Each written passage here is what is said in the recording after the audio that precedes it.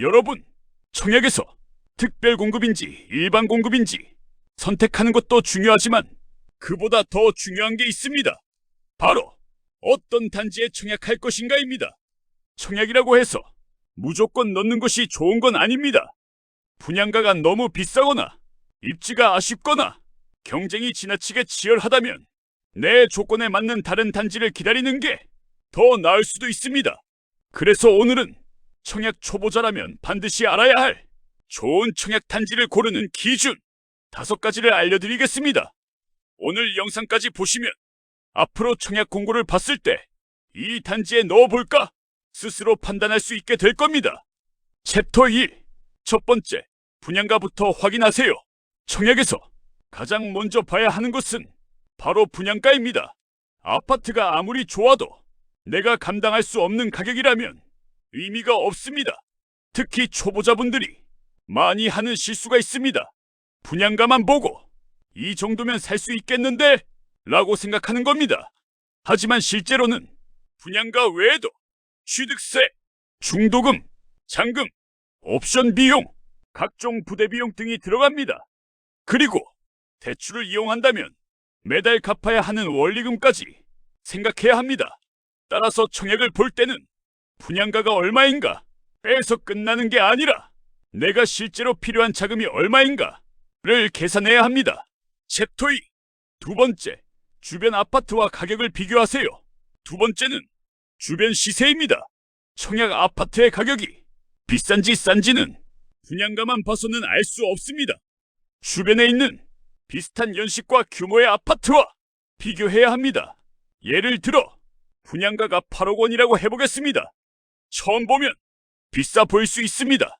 그런데 주변 신축 아파트가 10억 원에 거래되고 있다면 이야기가 달라집니다.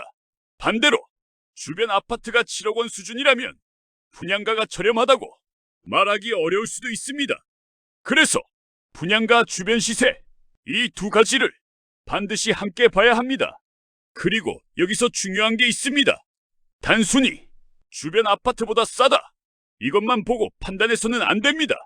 입지, 연식, 세대수, 교통, 학군, 상품성까지 함께 비교해야 합니다. 챕터 3. 세 번째, 입지를 확인하세요.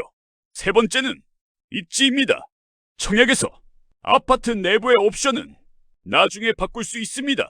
하지만 입지는 바꾸기 어렵습니다. 그래서 초보자라면 다음 5가지를 확인해 보세요. 첫 번째, 교통. 지하철역이 가까운지, 버스 이용이 편리한지, 향후 교통 호재가 있는지 확인합니다. 두 번째, 직주 근접. 주요 업무 지역으로 이동하기 편한지도 중요합니다. 세 번째, 학군과 교육 환경. 자녀가 있다면 학교와 학원과 등도 확인해야 합니다. 네 번째, 생활 인프라. 마트, 병원, 상업시설, 공원 등이 얼마나 가까운지 봅니다. 5번째, 주변 개발 계획. 도로, 철도, 재개발, 신도시 개발 등 향후 변화도 확인합니다. 다만 여기서 주의할 점이 있습니다. 계획이 있다고 해서 무조건 실현되는 것은 아닙니다. 아직 확정되지 않은 호재를 확정된 것처럼 생각하면 안 됩니다. 챕터 4. 네 번째, 경쟁률만 보지 마세요. 청약을 알아보다 보면 경쟁률을 많이 보게 됩니다. 100대 1이네. 여기는 5대 1밖에 안 되네. 그런데 경쟁률만 가지고 좋은 청약인지 판단하면 안 됩니다. 왜냐하면 경쟁률이 낮은 데에는 이유가 있을 수 있기 때문입니다. 분양가가 높거나 입지가 아쉽거나 시장 상황이 좋지 않을 수도 있습니다. 반대로 경쟁률이 높다고 해서 무조건 나에게 좋은 단지도 아닙니다. 중요한 것은 경쟁률이 아니라 내 조건과 단지의 조건이 맞는지입니다. 챕터 5. 5번째, 당첨 후까지 생각하세요. 이 부분이 정말 중요합니다. 청약은 당첨되는 순간 끝나는 게임이 아닙니다. 오히려 당첨된 다음부터 진짜 시작입니다.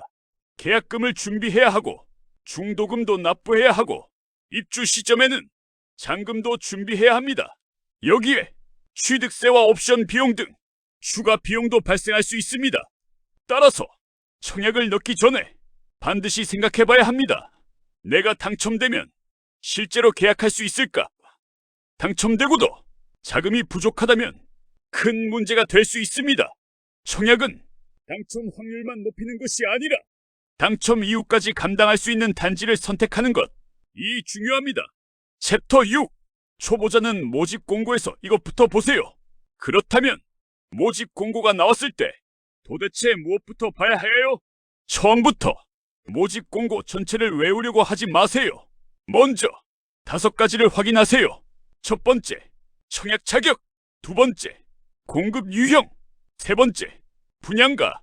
네 번째, 당첨자 선정 방식. 다섯 번째, 계약 및 자금 일정. 이 5가지를 확인한 다음 내가 신청할 수 있는지부터 판단합니다. 챕터 7. 실제로 이렇게 판단해 보세요. 예를 들어 2개의 청약 단지가 있다고 해보겠습니다. 어단지는 분양가가 조금 높지만 교통과 생활 환경이 좋고 주변 시세와 비교했을 때 가격 경쟁력이 있습니다. B단지는 분양가는 상대적으로 저렴하지만 교통이 불편하고 주변 인프라도 부족합니다. 그렇다면 무조건 B단지가 좋은 걸까요? 그렇지 않습니다. 내가 실제로 거주할 것인지, 투자 목적이 있는지, 자금 여력이 어느 정도인지, 청약 경쟁력이 어떤지에 따라 선택이 달라질 수 있습니다. 결국 좋은 청약 단지란 남들이 좋다고 하는 단지가 아니라 내 상황에 맞는 단지입니다. 챕터 8. 청약 전에 반드시 체크해야 할 5가지. 오늘 내용을 아주 간단하게 정리해 보겠습니다. 청약 공고를 발견했다면 먼저 첫 번째, 분양가를 확인합니다. 두 번째, 주변 시세와 비교합니다. 세 번째, 교통과 생활 환경을 확인합니다. 네 번째, 경쟁률보다 내 청약 조건을 봅니다. 다섯 번째, 당첨 이후 계약금부터 잔금까지 자금 계획을 세웁니다. 이 5가지만 습관처럼 확인해도 청약을 보는 눈이 훨씬 달라질 겁니다. 오늘 꼭 기억하세요. 청약은 무조건 많이 넣는 게임이 아닙니다. 내 조건에 맞는 공급 유형을 선택하고 그 다음 내가 감당할 수 있는 좋은 단지를 골라야 합니다. 그리고 분양가만 보지 말고 주변 시세와 입지, 경쟁률, 자금 계획까지 함께 확인해야 합니다. 엔딩. 오늘은 청약 당첨 확률을 높이기 위해 어떤 단지를 선택해야 하는지 알아봤습니다. 레벨 7에서는 나에게 맞는 공급 유형을 선택하는 방법을 알아봤다면 오늘 레벨 8에서는 그 다음 단계인 어떤 단지에 청약할 것인지 알아봤습니다. 그리고 다음 레벨에서는 청약을 준비하면서 많은 분들이 가장 궁금해하는 청약 당첨 후 돈은 어떻게 준비하는지, 계약금부터 중도금, 잔금까지 자금 흐름을 쉽게 알아보겠습니다.